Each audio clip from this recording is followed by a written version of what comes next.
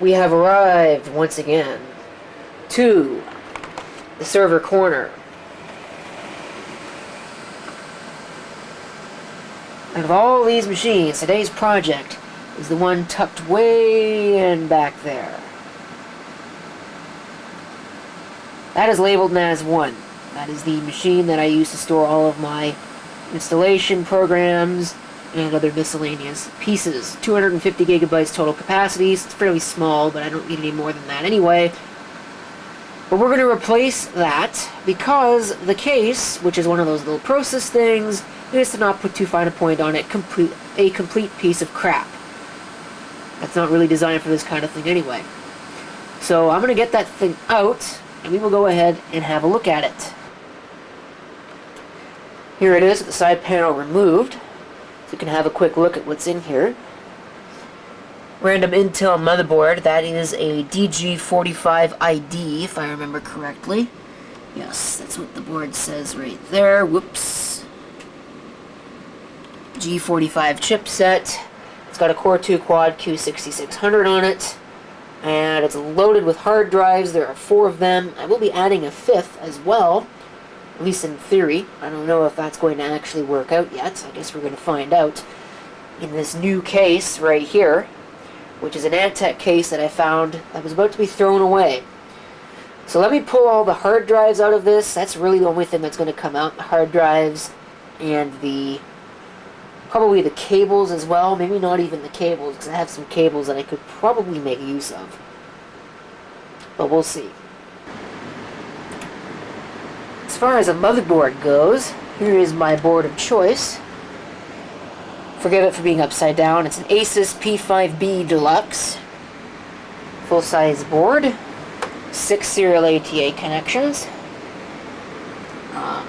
We'll see if any of those are on RAID. I don't think they are, although this is a pretty high-end board. It may even support the RAID. I'm not sure, but whatever the case may be, I do need a CPU cooler. It's got a Core 2 Quad Q6600 on it. It originally came to me with this chip right here. This is a Core 2 Duo E4500, which is a piece of junk, and it's only got an 800 megahertz front side bus. So I'll go for the Core 2 Quad any day of the week. So there's the cooler over there. The Deep Cool Gamax 400 Red, which I bought because it was cheap.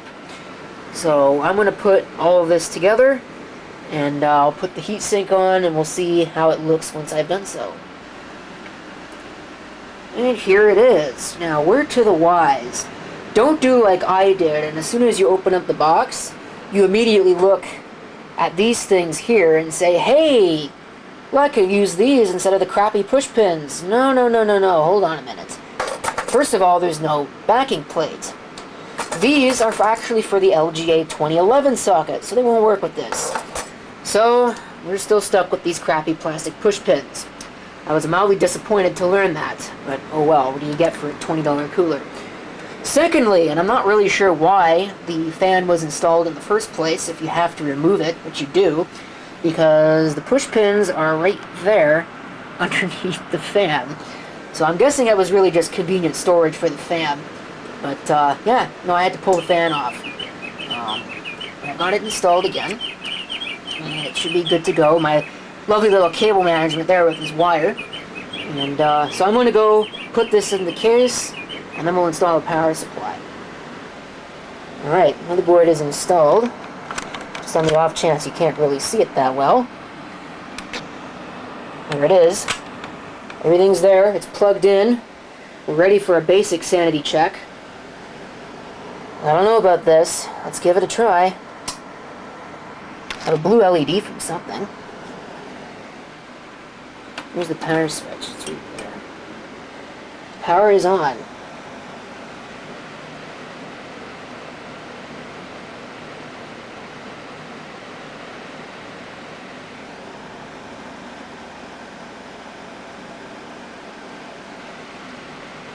I'm not getting anything out of it.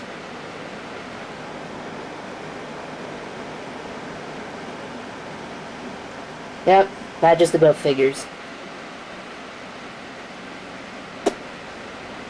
Time to go back to the drawing board.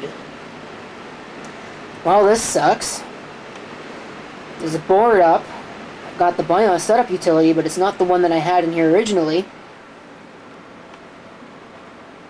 I tried everything I possibly could. PCI video card, different PCI Express video cards. I even tried changing the CPU over to the original one and using this crappy heatsink here. And it still didn't work. And when I took that heatsink off and felt the CPU, which should have been burning hot, it was ice cold. So the voltage regulator is not running, and that is pretty much terminal for that. So yet another dead board. What a freaking surprise. But anyway, so I've got this. This is yet another one of these P5K SE EPU boards. And this one, it seems the PCI Express actually works. So you can see it here with this PCI Express video card. So that's what we're going to have to deal with. I have no I/O shield for it either, doggone it. So it's outside, and I'm not going to get it at almost, well, it actually is 1:30 in the morning now, so we'll get it later. But I got to get this thing up and running and off this bench so I can get my server corner reconfigured the way it was so I can get to frickin' bed, because I need to be up for work, you know, at about 5 o'clock in the morning. So that's a little bit more than 3 hours from now. Fun times. Alright, and in theory, everything is installed the way that it needs to go. Now, the one thing I'm missing is the floppy drive.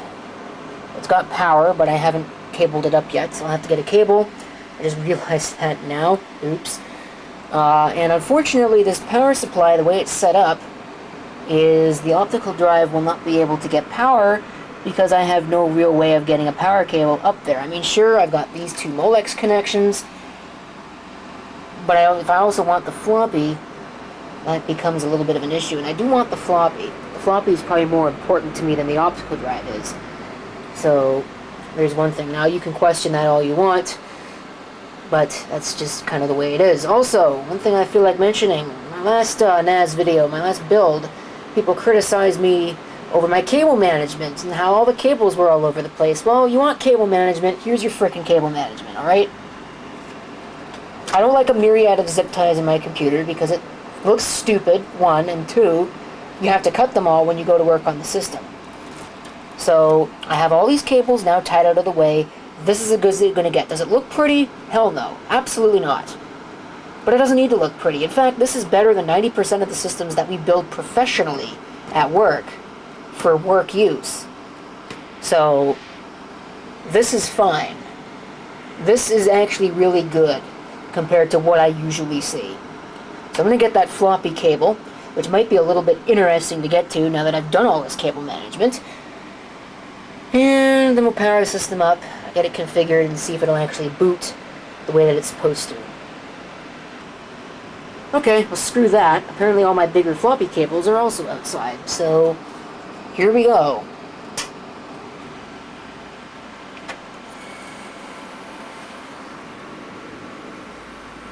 So you get a blue power light here in a second. There we go. And it posts. Did I put the other memory module in? Yes, I did. Alright. So we should have 4 gigs of RAM. There's your Marvell controller ringing in. There's nothing on it. Debian GNU Linux. Good. Let's see if it actually boots.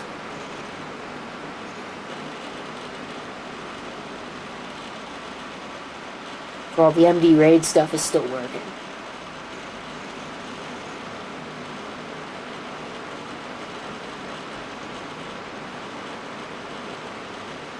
So the network's not up, that's what that big failure mark is. But it looks like everything else is okay. Yeah. Everything else is good.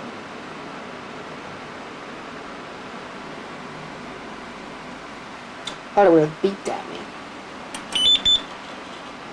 It did then. So turn it off, put the side panel on, and I'll put it back where it needs to go.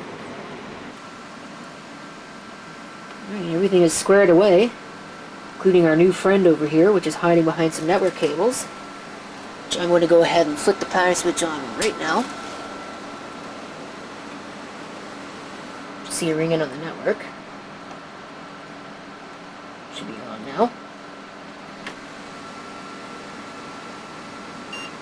Yes, it is. There we go. Just to give a brief little tour of what's in here. This thing on top is the old Phenom 2. What is that? Phenom 2 X4 9 something. I don't remember exactly. I think it's a quad core, but it's being used as a, or maybe it's a dual core. Phenom 2 X2 545, I think is what it is. But it's being used as an internet gateway right now. You can see it's got the little wireless card in it. And that feeds into the machine below it, which has got the Intel entry server board in it.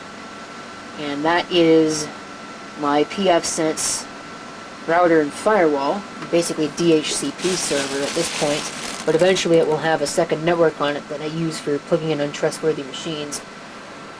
The eMachines case on the top, that is the Gigabyte motherboard, the H55 S2H, I think is what it is. It's got an i3, first generation i3 on it. That is currently storing, I gotta think about this one. I don't remember exactly. I think it's just being used as a dumping ground for files at this point. You know, just stuff that I should probably go through. It's my random file storage. You know, the thing that I should be going through, but I haven't yet. Below that, that is the low-end radio NAS. That's got the Intel 965 board in it. Below that is a system we'll probably be taking a look at soon, replacing the board in it. It's got a dual Xeon setup. It's not the most reliable thing in the world. Tried to quiet it down by changing the fans, but it doesn't seem to have made much of a difference. It's being used for backups.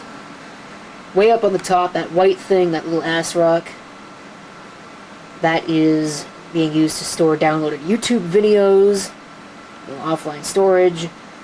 That right there, the Aspire X1800, is being used for primary backups. That the images of all the variant machines in here. This is used for storing my ISO images. And it just rang in, isn't that nice? You already know what that one is, I talked about it at the beginning. And then all of my finalized YouTube videos are stored on that thing way there in the back. Now we can obey the management. And we can go ahead and close this door. In theory, close it as far as it'll go anyway. Which is about that far. And check out the fruits of our labor. Now, I said this was going to be a short video, so much for that idea, but I'm telling you, that was not fun. I'd forgotten the very key thing about Linux is you can't just change a motherboard and expect that all the network stuff is going to work out of the box, because number one, the MAC address changes, so my IP address would have changed. So that was a big problem. Well, actually a minor problem, but the bigger problem was because it was no longer an Intel network chipset. The ID changed from ETH0 to, what does it say, ENP2S0 or something like that? Yeah. So I had to reconfigure that, and that was a wormhole in and of itself, but it's configured. And let's see, what's going on here with our disks? All of them are accounted for. The one Western Digital drive that's left. Glad to see if I can get a few more of them. I'm sure I can find some. Smart-wise, everything looks okay. Temperature-wise, everything is a little bit on the warm side, but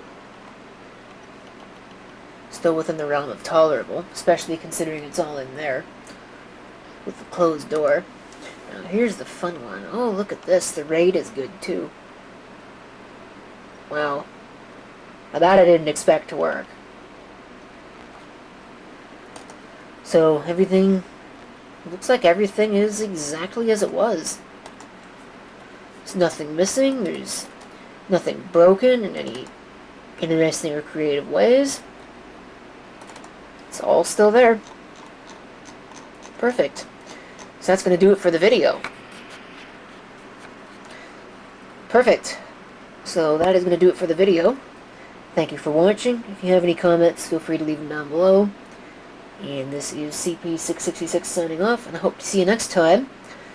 Till then, tune in and we'll see what we're going to do with the old system.